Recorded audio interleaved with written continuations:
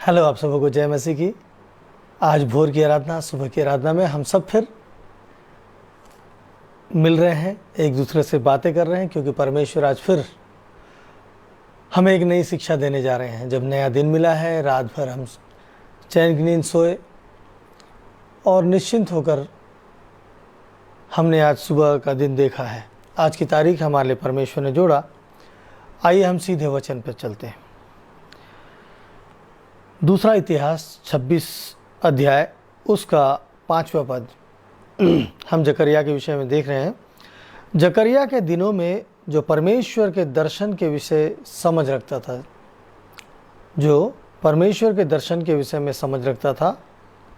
वो परमेश्वर की खोज में लगा रहता था, और जब तक वह यहोवा की खोज में लगा रहा तब तक परमेश्वर ने उसको सफलता दी। जब तक वो परमेश्वर की खोज में लगा रहा तब तक परमेश्वर ने उसको सफलता दी। सफलता हमारे जीवन में हम सारी बातों को लेकर एक ही बात में चिंता करते हैं कि हम सफल हो जाएं। हर चीज़ में हम सफल होना चाहते हैं, हर बात में हम सफल होना चाहते हैं, और ये सफलता के पीछे हमारा जीवन सुबह से लेकर रात तक दौड़ता दौड़ता दौड़ता थक जाता है। हम बचपन से अपने बुढ़ापे की उम्र तक सफलता को ही ढूंढते हैं, और जब इस सफलता को ढूंढते हैं तो हम कोसते हैं कि हमारा भाग्य, हमारी बुद्धि ऐसी है, हमारा भाग्य खराब है, दुर्भाग्य है, हम भाग्य में, हमसे भाग्य नहीं है, उसको देखो, उसको देखो, सारे लोग इनका भाग्य देखो।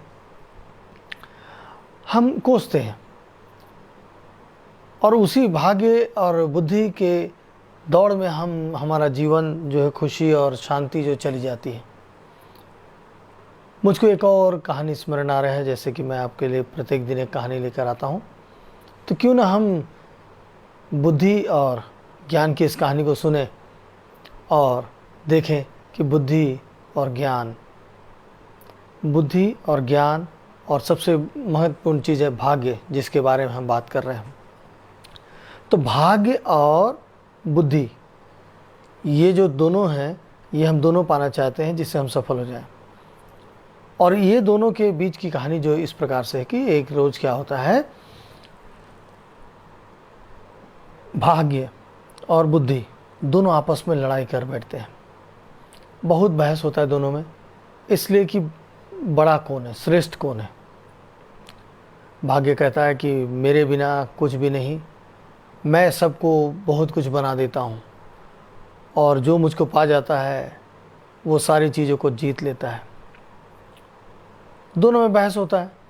फिर वो लोग विचार करते हैं कि चलो क्यों ना हम इस चीज़ को आजमाएं। और जब वो आजमाने के लिए निकलते हैं तो देखते हैं कि एक किसान जो है वो अपने फसल के पास बैठकर अपने भाग्य को कोस रहा है कि मेरा भाग्य इतना ख़राब है, कुछ भी नहीं होता है, ये फसल को भी देखो, ऐसे करके वो कोस रहा है।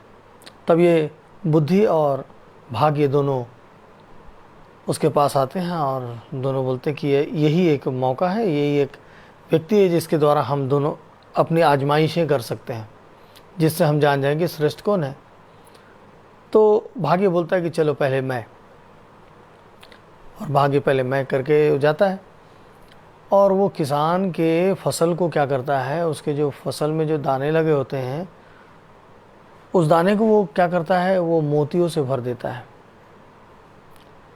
जो फसल होता है उसका जो दाना होता है, वो दाना पूरा मोतियों से भर जाता है, मोतियों का दाना हो जाता है। और किसान उसको देखता है और देख के फिर रोने लगता है। एक तो मेरा ऐसी भाग्य खराब, ऊपर से ये फसल में भी सारे पत्थर हो गए, इसमें सारे पत्थर लग गए, अब ये मेरे किस काम का, मेरे किसी काम का नहीं। वो कोसने लगता है और वो कोसता रहता है। उसी बीच एक राजा अपने मंत्री के साथ वहाँ से गुजरता होता है, तो वो देखता है, अरे इसका फसल तो कितना अच्छा है, इसमें तो मोतियाँ लगे हैं, ये कैसा फसल है। ये उतर के वहाँ जाते हैं तो देखते हैं वो किसान वहाँ पे बैठा हुआ है। अब किसान बैठा हुआ है तो राजा को देखकर किसान प्रणाम करता है। तो राजा उनसे बातें करते, बात करके बोलते कि तुम्हारा तो कितना अच्छा फसल है, मोतियाँ लगी हुई है, क्या हम इसमें से कुछ तोड़ लें। अब किसान तो अपने आप को कोस रहा था, तो वो क्या बोलता है कि आप थोड़ा क्यों तोड़ेंगे, आपको जितनी इच्छा है उतना तोड़ लो, जितनी इच्छा है उसमें से तोड़ लीजिए, जितनी बालियां तोड़ना है तोड़ लीजिए। तो प्रधानमंत्री जो उनका जो मंत्री होता है वो तोड़ देता है, और ये दोनों बातें करते कि देखो कितनी अच्छी बात है, ये इतना, इसके पास इतना मोतियों का फसल लगाता है ये, और उसका दिल देखो कितना मतलब दयालु व्यक्ति है, कितना सरल व्यक्ति है कि उसने अपने फसल में से हमें बेधड़क तोड़ने को दे रहा है। और इससे राजा प्रसन्न हो जाते हैं, और राजा अपने मंत्री से बोलते हैं कि मेरे पास तो 2 बेटियां हैं, लेकिन मेरे पास पुत्र नहीं है, और मुझे राजपाट चलाने के लिए मेरे बाद कौन चलाएगा, इस ऐसे व्यक्ति की मुझे आवश्यकता थी जो ऐसा ख्याल रखे, जो अपने प्रजा का ख्याल रखे। तो मंत्री बोलता है हाँ महाराज सही बात है। तो इस किसान से बोला जाता है कि हाँ हमारी बेटी के साथ तुम्हारा विवाह किया जाएगा। किसान प्रसन्न हो जाता है। देखिए ये सब भाग्य का काम चल रहा है। अब वो किसान के साथ उसकी शादी होती है। जब किसान के साथ उस राजकुमारी की शादी हो जाती है तो राजमहल में रहने लगते हैं। जैसे ही राजमहल में पहले दिन जब वो अपने बिस्तर में बैठा होता है और राजकुमारी जो है सजी धजी सोने चांदी से लदी पूरे एकदम साजो बिल्कुल एकदम सजी हुई आती है, और जब ये देखता है कि दुल्हन बिल्कुल सज के आई है, एकदम सुंदर खूबसूरत और सजी हुई, उसके हाथ में कुछ वस्तु है जिसे इसको किसान को खिलाने के लिए पिलाने के लिए है, तो इसको याद आता है। अब इसको तो सब कुछ सपने के समान लगने लगता है।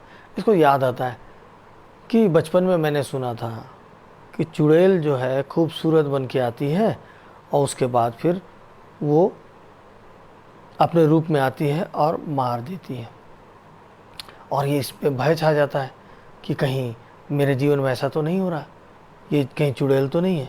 तो ये उठता है और भाग जाता है, और महल के किनारे नदी है लगा हुआ, महल से लगा हुआ, खिड़की से ये कूद जाता है डर के मारे, भय से कि कहीं ये चुड़ैल तो नहीं है, मुझको मार तो नहीं देगी। और उसमें उतने में उसको राजा को पता चलता है। राजा नाराज़ हो जाता है और उसके पीछे सिपाही जाते हैं, सिपाही उसके पीछे कूदते हैं, उस नदी से उसको पकड़ के ले आते हैं। राजा नाराज़ हो जाता है कि इस प्रकार का व्यक्ति है, इसने ऐसा हरकत क्यों किया, और नाराज़गी में राजा उसको मौत की सज़ा सुनाता है, क्योंकि उसने उसकी बेटी के साथ छल किया था। अब ये हो गया भाग्य की बात। अब उसके भाग्य को भाग्य ने बढ़ाया था, अब इस मृत्यु पर बनाई, ये मौत के रास्ते में आ गया। तब बुद्धि वहाँ बोलती है कि देखो तुम्हारे भाग्य ने उसको कौन से रास्ते में पहुँचा दिया, तुमने उसे भाग्य दिया, वो भाग्य इसका क्या काम आया। अब मेरा काम देखो, मैं इसे कैसे बचाती हूँ। और उसके बाद बुद्धि क्या करती है, उसको बचाने के रास्ते में ले चलती है, और उसके अंदर जब प्रवेश करती है तो राजा के सामने जब ये खड़ा होता है तो बोलता है कि महाराज आपकी जय हो, मैंने ऐसी क्या गलती की है जिससे आप मुझे मौत की सज़ा सुनाते हैं। राजा नाराज़ हो जाता है, तुमने ऐसा हरकत किया। तो ये कहता है कि महाराज हमारे जो नक्षत्र हैं, जो ये सारी बातें हैं जिसमें हमें बताया गया है कि जब मेरी शादी होगी और जब मैं अपने शादी के सुहागरात के दिन में अगर मैं उस वक्त होऊंगा और कोई उस वक्त मरता होगा, डूबता होगा, और मैं उसे नहीं बचाता हूँ तो मेरा वंश खत्म हो जाएगा, उसी वक्त मेरी पत्नी की मृत्यु हो जाएगी। इसीलिए मैं तुरंत जाकर उस व्यक्ति को बचाने के लिए उस नदी में कूद गया, और आपके सिपाहियों ने मुझे पकड़ कर ले आया। तो राजा इस बात से प्रसन्न हो गया, अच्छा ये बात थी, और उसने अपने सज़ा को वापस ले लिया। और बुद्धि इस प्रकार से उसके प्राण को बचा लेती है। तो भाग्य हमको मृत्यु की ओर ले जा सकता है, लेकिन बुद्धि हमारे लिए इसलिए दी गई है कि हम सारी बातों को सीख सके, समझ सके और उन्नति और तरक्की से अपने जीवन को बचा सके। याद रखिए, बाइबल हमें बुद्धि के बारे में क्या क्या कहती है। सबसे पहले तो हम जिस वचन को पढ़े थे उस वचन को हमेशा याद रखें हम, कि जो परमेश्वर के खोज में रहता है परमेश्वर उसको सफलता देता है। जो परमेश्वर के खोज में रहता है परमेश्वर उसको सफलता देते हैं। और रही बात बुद्धि की, तो बुद्धि इस प्रकार से कहती है, भजन संहिता 111 के 10 में हम पढ़ लेते हैं, बुद्धि का मूल, जो बुद्धि का मूल है वो यहोवा का भय है। बुद्धि का जो मूल है वो यहोवा का, परमेश्वर का भय है। जितने उसकी आज्ञाओं को मानते हैं, जितने उसकी आज्ञाओं को मानते हैं उनकी बुद्धि अच्छी होती है।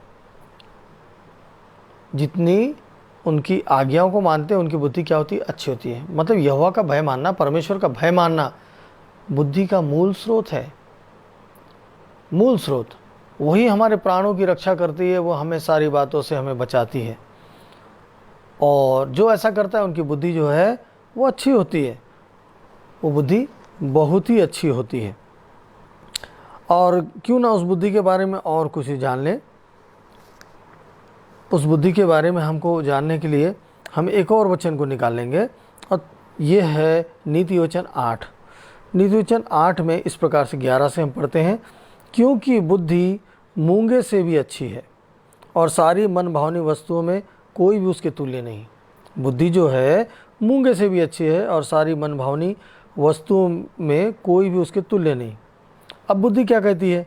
मैं जो बुद्धि हूँ चतुराई में वास करती हूँ। बुद्धि किस में वास करती है? चतुराई में वास करती है, और ज्ञान और विवेक को प्राप्त करती हूँ। और क्या को प्राप्त करती है? ज्ञान और विवेक को प्राप्त करती है। यहोवा का भय मानना बुराई से बैर रखना है। यहोवा का भय मानना बुराई से बैर रखना है। घमंड, अहंकार और बुरी चाल से और उलटफेर की बात से मैं बैर रखती हूँ। युक्ति किस बात से, ये बुद्धि किस बात से बैर रखती है? घमंड, अहंकार और बुरी चाल से और उलटफेर की बात से भी मैं बैर रखती हूँ। उत्तम युक्ति और खरी बुद्धि मेरी ही है, मैं तो समझ हूँ और पराक्रम भी मेरा है। मेरे ही द्वारा राजा राज्य करते हैं और अधिकारी धर्म से विचार करते हैं।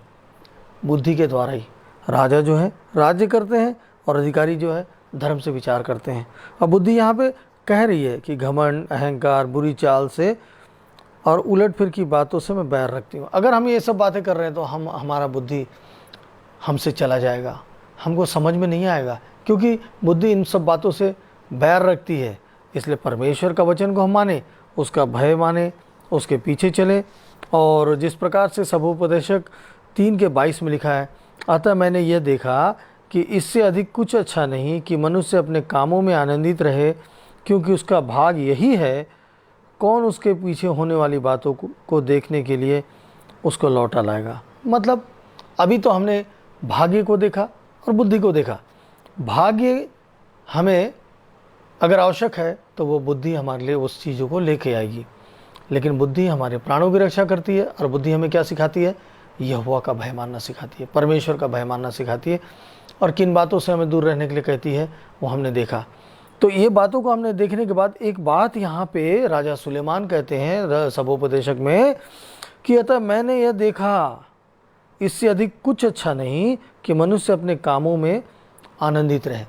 मतलब हम जो प्रत्येक दिन आराधना कर रहे हैं, हम जो प्रत्येक दिन सुबह आपसे मिल रहे हैं, हमारी एक ही बात होती है, हमारा एक ही उद्देश्य होता है कि आपका दिन बहुत अच्छा हो जाए, बहुत खुशी से बीते, आनंद से बीते और हम आनंदित हो जाए। और यही आनंद के विषय में यहाँ पे हमारे बोला जा रहा है कि मनुष्य अपने कामों में आनंदित रहे, क्योंकि उसका भाग्य यही है। हमारा भाग्य यही है कि हम अपने कामों में आनंदित रहें। यदि हम अपने कामों में आनंदित नहीं रहेंगे तो हमारा भाग्य नहीं रहेगा। हम जो काम करते हैं अगर उस काम को आनंद से करेंगे, आज का मूल, आज की खास बात यही है। आज का इसे मंत्र कह लीजिए, आज के मंत्र सफलता परमेश्वर का भय मानना है और भाग्य जो है वो भाग्य के लिए भी इस जगह पे लिखा गया है कि उसका भाग्य जो ये है कि मनुष्य अपने कामों में आनंदित रहे। हम जो भी काम करते हैं उसमें हमें आनंदित होना पड़ेगा, क्योंकि उसका भाग्य यही है।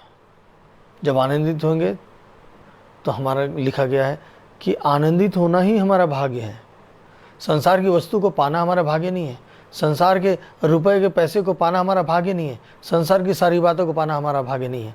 हमारा भाग्य तो है आनंदित रहना, आनंदित। क्योंकि आगे बहुत गंभीर बात लिखी है, कौन उसके पीछे होने वाली बातों को देखने के लिए उसको लौटा ले आएगा। हम जो अपने संसार की सारी चीज़ों को इकट्ठा करते हैं, संसार के पीछे भाग्य जिसको हम कह के धनवान के रास्ते में भागते हैं ना, अपने आप को धनवान समझ बनाने के लिए हम भाग्य की प्रतीक्षा करते हैं कि काश हमारा भाग्य ऐसा होता, हमारा किस्मत ऐसा होता, और हम जो सब कुछ संचय कर लेंगे और सब कुछ संचय हो जाएगा, इकट्ठा हो जाएगा, मगर यहीं रहेगा।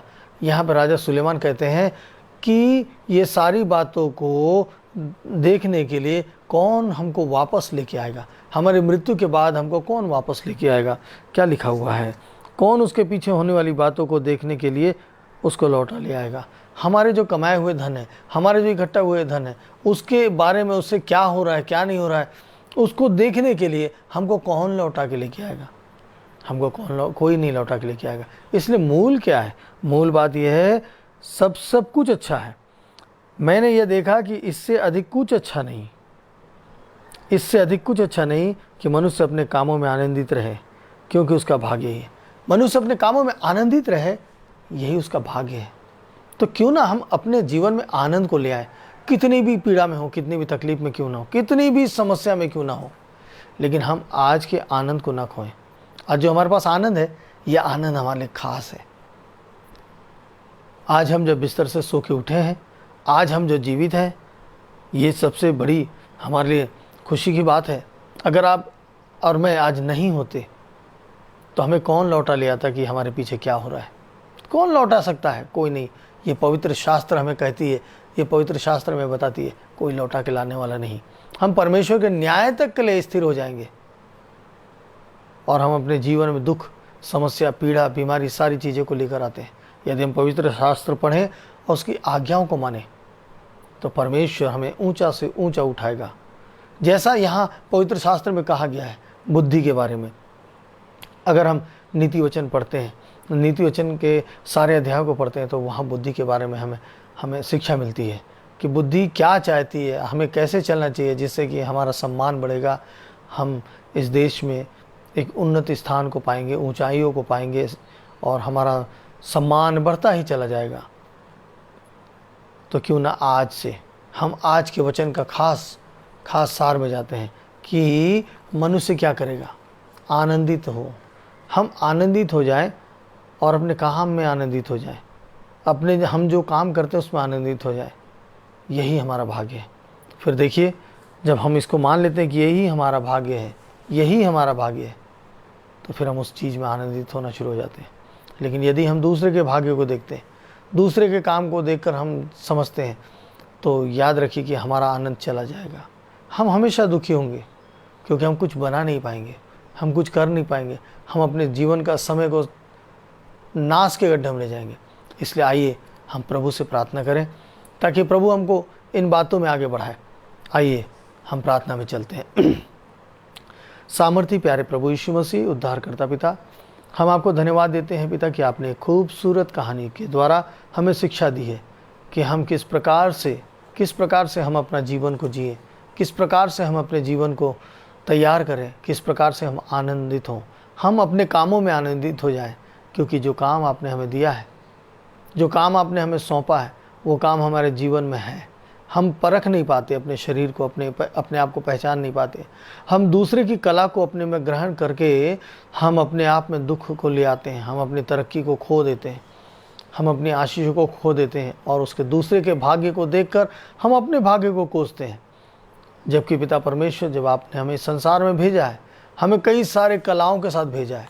हमारे पास कई सारी ऐसी बातें हैं जो दूसरे से अलग है, जिससे हम इस संसार में सारी चीज़ों को पा सकते हैं। लेकिन पिता हम जब तक हमारी आंखें दूसरों को देखते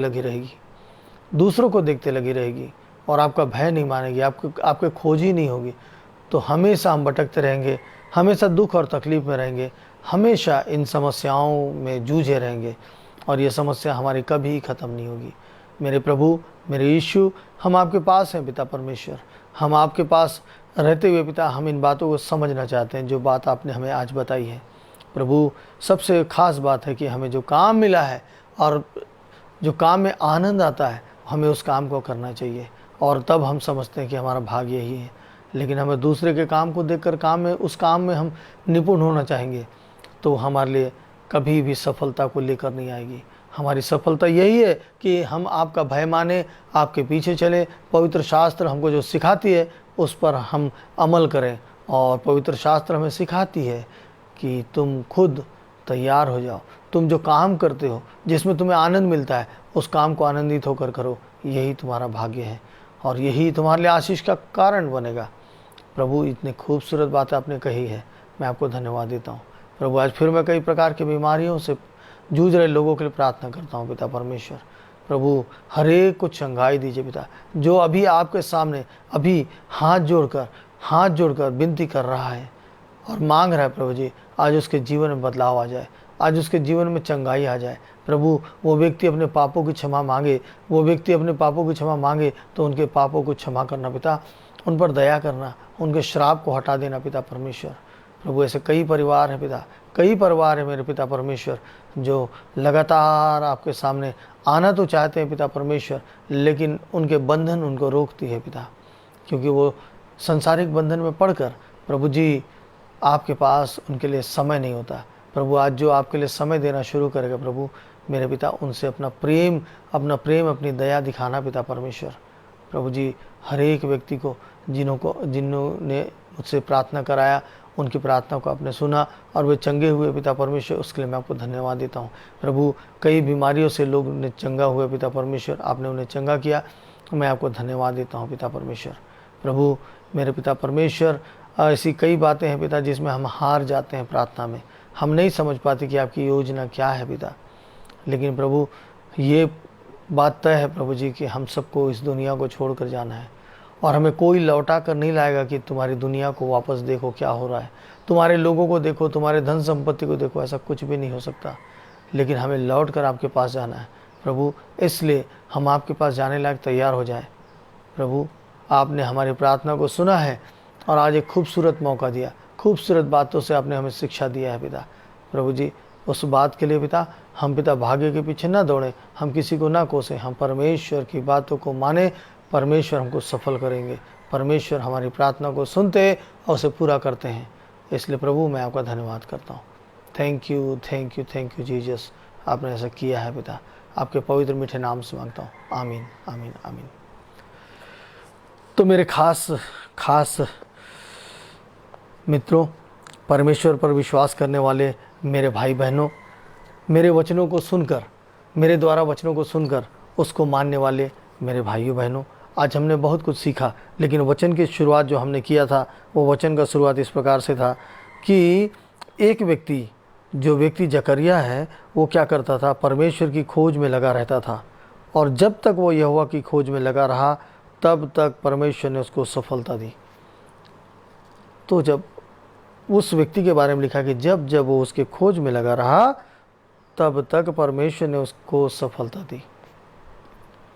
तो हम भी सफलता की ओर चलेंगे और परमेश्वर की खोज की ओर चलेंगे। और मेरी आपसे एक ही विनती है, एक ही गुजारिश है कि ये पवित्र शास्त्र है जो आपके घरों में है, आप उसके लिए समय दीजिए। ये हमारे लिए सबसे प्रमुख चीज़ है। और जब हम सफलता पाना चाहते हैं तो परमेश्वर को हम इसी के आधार पर खोजेंगे। ये हमारा आधार है। हम इसको पढ़ेंगे तो हम जानेंगे कि परमेश्वर से हम कैसे भेंट कर सकते हैं, कैसे उसको पा सकते हैं, कैसे हम खोज सकते हैं। और जब तक हम परमेश्वर को खोजते रहेंगे वो हमें सफल करता रहेगा। हम शैतान की सांसारिक बातों को खोजेंगे तो शैतान हमें गुमराह करता रहेगा। परमेश्वर आपको आशीष दे। और जिस प्रकार से आज हम मिले वैसे हम आशा रखते हैं कि कल भी हम आपसे मिलेंगे।